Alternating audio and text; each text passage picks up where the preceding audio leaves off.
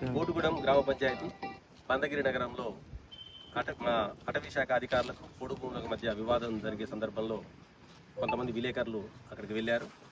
ఆ సందర్భంలో అక్కడ ఉన్న ఫారెస్ట్ అధికారులు విలేకరులకు మీకు తీసే ఎటువంటి పర్మిషన్ లేదు, అడవిలో కూడా రావద్దు, కేసులు నమోదు చేస్తామంటూ హెచ్చరికలు జరిగినట్లుగా మా దృష్టికి వచ్చింది. ఎక్కడైనా సరే విలేకరులు ఎటువంటి బాధ్యత ఉన్నా అక్కడ ఏం జరిగింది ప్రజలకు తెలియాల్సిన నిష్పక్షపాతంగా తెలియాల్సిన బాధ్యత ప్రజలకి ప్రభుత్వానికి వారధిగా ఉంటూ అసలు అక్కడ ఏం జరుగుతుందో చెప్పే బాధ్యత విలేకరులకు ఉంది. దానిలో భాగంగానే విలేకరులు ఆ ప్రాంతానికి చేరుకోవడం జరిగింది. ఎక్కడే కాదు ఎక్కడైనా సరే, కాకపోతే వాళ్ళ విధులకి ఆటంకం ఏమైనా కల్పిస్తే అది తెలియచేయాలి, దాని చట్టపరంగా చేసే అధికారం ఉంటుంది. కానీ విధులకు ఆటంకం కల్పించకుండా వాళ్ళ పని వాళ్ళు డ్యూటీ చేస్తున్న విలేకరులని ఇలా బెదిరించడం సరైన పద్ధతి కాదు. ఇలాంటి ఏమన్నా విలేకరులు రావద్దు అనే ఆధారాలు ఏమన్నా ఉంటే ఖచ్చితంగా మా దృష్టికి కూడా మేము తీసుకొస్తే మేము ఉన్నతాధికారులకు కానీ మా యూనియన్ దృష్టికి కానీ తీసుకెళ్ళి అలాంటి జీవోలు ఏమైనా ఉంటే దాన్ని ఎలా మార్చుకోవాలని తెలిసే ప్రయత్నం చేస్తాం.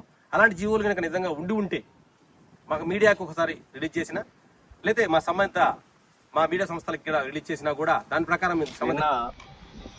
మన పినపాక మండలం మన బందగిరి నగరం గ్రామంలో జరిగిన పోడు సమస్య గురించి మరి మా విలేకరు మిత్రుడు ఇద్దరు వెళ్ళి న్యూస్ కవరేజ్ కోసం వెళ్తే అక్కడ ఉన్న సమస్యల గురించి వాళ్ళు పరిశీలిస్తుంటే మరి ఫారెస్ట్ అధికారులు ఇక్కడ మన స్నేహలత మేడం గారు మరి మీ విలేకరులు మా పర్మిషన్ లేకుండా మీరు ఇక్కడ రావద్దు, ఈ అడవి మాది, మా ఇల్లు కాబట్టి మీరు మా పర్మిషన్ తోటి రావాలి, మీరు రావడానికి వీల్లేదు, అవసరమైతే మీ మీద కేసులు పెడతామన్న సందర్భం నిన్న వచ్చింది. కాబట్టి దాన్ని తీవ్రంగా ఖండిస్తూ, ఎందుకంటే ఆమెకు ఎలాంటి హక్కు కూడా లేదని చెప్తున్నాం. విలేకరు అడవికే కాదు అడవిలో ఉన్న అన్న దగ్గర కూడా పోయే హక్కు ఉంది.